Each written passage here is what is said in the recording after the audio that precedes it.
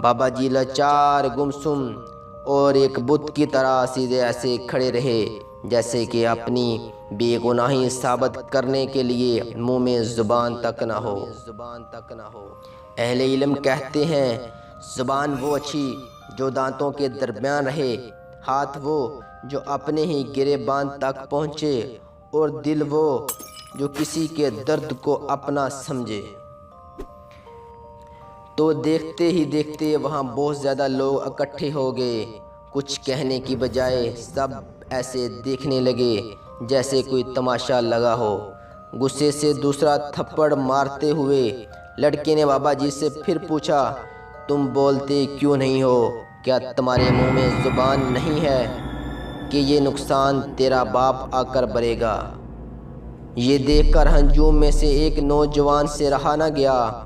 वो लड़के को पकड़ने के लिए आगे को बढ़ा। किसी ने क्या खूब कहा है, ऐसी जिंदगी जानवर जैसी है जिसमें किसी के लिए हमदर्दी ना हो। ऐसी जिंदगी जानवर जैसी है जिसमें किसी के लिए हमदर्दी ना हो, क्योंकि अपना दुख तो जानवर भी महसूस करते हैं। क्योंकि अपना दुख तो जानवर भी महसूस करते हैं। तो बाबा जी खामोश रहे और अपने कांपते हुए एक हाथ के इशारे से उस नौजवान को रुकने का कहा। तो नौजवान वहां ठहर गया। तो लोग ये मंजर देखकर परेशान हो गए। लड़के का गुस्सा अभी थामा नहीं था। तीसरा थप्पड़ मारने के लिए लड़के ने अभी हाथ ऊपर को उठाया ही था। तो वो नौजवान दोबारा भागकर लड़के के पास आया और उसे धक्का देने लगा। तो करीब खड़े बाबा जी ने उस नौजवान के हाथ पकड़ लिए। ऐसा करने पर लोगों की हैरानगी में और इजाफा हो गया। तो बाबा जी आखिर धीमी सी आवाज़ में बोले, कोई बात नहीं, जितना मज़ा अपने बच्चों से मार खाने का आता है किसी और से नहीं। बाबा जी कहने लगे, जब तक मार सकता है मारने दो, कोई नहीं इसे रोकेगा। बाबा जी ने हाथ तक ना उठाया। किसी ने क्या खूब कहा है, हर समझदार दूसरे ना समझ को समझता है। हर समझदार दूसरे ना समझ को समझता है, क्योंकि वो भी कभी ना समझ था। जबकि ना समझ दूसरे समझदार को नहीं समझ सकता। जबकि ना समझ दूसरे समझदार को नहीं समझ सकता, क्योंकि वो कभी समझदार था ही नहीं। क्योंकि वो कभी समझदार था ही नहीं। सच कहते हैं, जवानी में जोश और बुढ़ापे में अक्ल काम करती है। सच कहते हैं, जवानी में जोश और बुढ़ापे में अक्ल काम करती है। बाबा जी की बातों ने लोगों के दिलों पर गहरा असर डाला। सब देखने वालों के हवास गुम हो गए और आंखों से आंसू बारिश की तरह टपकने लगे। ये सब देखकर लड़का अपनी ही नज़रों में गिर गया।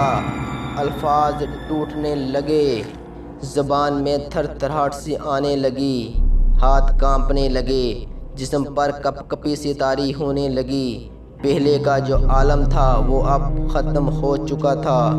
इतनी सर्दी के बावजूद लड़का बाबा जी की बातें सुनकर पसीने से शराबूर हो गया। अब मारने की बजाय कदम पीछे हटने लगे। बाबा जी की बातें लड़के के सीधी दिल पर लगी और लड़के को ऐसी चोट लगी, वो एकदम आगे को बढ़ा और बाबा जी के कदमों में गिरकर रोने लगा और अपने किए की माफ़ी मांगने लगा। बाबा जी ने लड़के के सर पर हाथ रखकर उसे ऊपर उठाया और अपने सीने से लगा लिया। दोस्तों, ये थी आज की कहानी।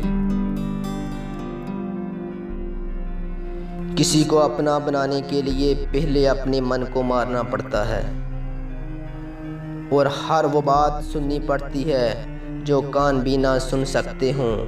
फिर कहीं जाकर किसी को अपना बनाया जाता है और आखिर में किसी को अपना बनाने के लिए ज़ुबान की नहीं, दिल की ज़रूरत होती है।